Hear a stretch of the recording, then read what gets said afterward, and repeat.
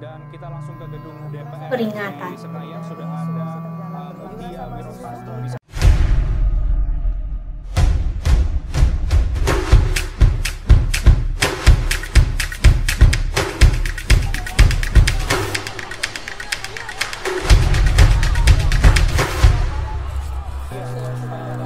Jika rakyat pergi ketika penguasa berpidato,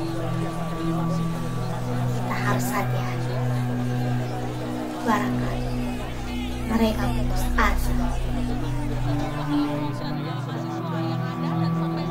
Kalau rakyat bersembunyi dan berbisik-bisik dalam membicarakan masalah sendiri, penguasa harus waspada dan belajar mendengar. Bila rakyat berani mengeluh, itu artinya sudah gawat.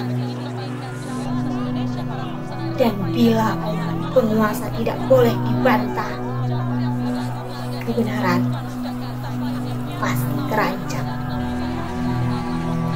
Apabila usul ditolak tanpa ditimbang, suara dibungkam, kritik dilarang tanpa alasan, tuduh subversif mengganggu keamanan, maka hanya ada satu kata